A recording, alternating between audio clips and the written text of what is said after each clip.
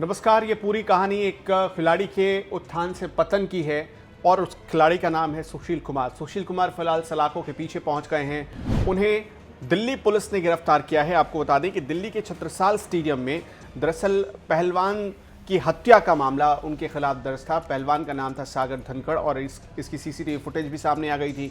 बताया जा रहा है कि सुशील कुमार लगातार फरार चल रहे थे और उनके खिलाफ 50,000 रुपये का इनाम रखा गया था। बाद में इसे बढ़ाकर 1 लाख रुपए कर दिया गया था। दिल्ली पुलिस ने 23 वर्षीय सागर राणा की हत्या के मामले में फरार चल रहे पहलवान सुशील कुमार को गिरफ्तार किया। जानकारी ये दी गई है कि शिव कुमार की अगुवाई में एक टीम बनाई गई थी।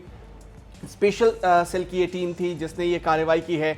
2 और इस पूरे मामले में वांछित लोगों को गिरफ्तार किया गया है। गिरफ्तार किए गए पहलवान में एक तो सुशील कुमार, उनके साथ ही जो अजय उर्फ सुनील था उसे वो भी शामिल है। इन दोनों को गिरफ्तार किया गया है।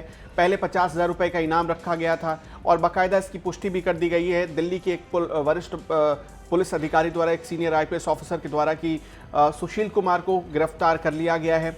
कुछ ही दिनों पहले जब छत्रसाल स्टेडियम में हत्या हुई थी उसका एक सीसीटीवी फुटेज सामने आया था जो स्पेशल सेल के हाथ लगा था और इस सीसीटीवी फुटेज में जो कुछ दिखा वो आपको भी हैरान कर देगा। बताया ये जा रहा है कि लाठी, डंडे, हॉकी स्टिक से लैश करीब 25 लोग छत्रसाल स्टेडियम में पहुंचे और पहलवान को इतनी बुरी तरह मारा गया जिसके बाद उसकी मौत हो गई। पहलवान का नाम था सागर धनखड़, जैसा कि हमने आपको पहले ही बताया। सागर धनखड़ की बेरहमी से हत्या की गई।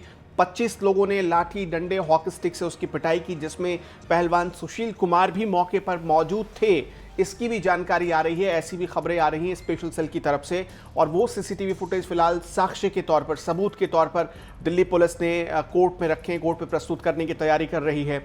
इसके साथ साथ सुशील के साथ असौदा गिरोह के बदमाश, हरियाणा का एक गिरोह है जिसे असौदा गिरोह कहते हैं, उस गिरोह के बदमाश शामिल थे। कुछ पहलवान, कुछ रेसलर थे जो सुशील कुमार के साथ या तो कुश्ती सीखते हैं या फिर उनके साथ काम करते हैं। इसके साथ साथ जेल में एक नीरज बाली नाम का शख्स, एक अपराधी है जो जेल के भीतर सलाखों के पीछे मौजूद है। वो सुशील कुमार को बचाने की लगातार कोशिश कर रहा था।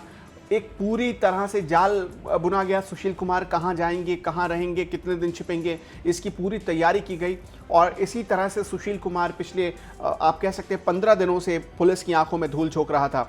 यहाँ तक कि ये भी बताया गया था कि उसने अग्रिम जमानत याचिका भी डाली थी पर उसे खारिज कर दिया गया था, जिसके बाद सरेंडर करना ही एकमात्र ऑप्शन बचा था क्योंकि मर्डर का केस था, बहुत गंभीर इल्ज़ाम थे। इसलिए सुशील कुमार के पास सरेंडर करने के अलावा कोई दूसरा विकल्प नहीं बचा था और आखिरकार दिल्ली पुलिस, जब तक सुशील कुमार सरेंडर करता या भागा भागा फिर रहा था, पुलिस की आंखों में धूल झोंक रहा था, लेकिन दिल्ली पुलिस की स्पेशल सेल ने उसकी पूरी साजिश को नाकाम कर दिया और फिलहाल उसे गिरफ्तार कर लिया गया है।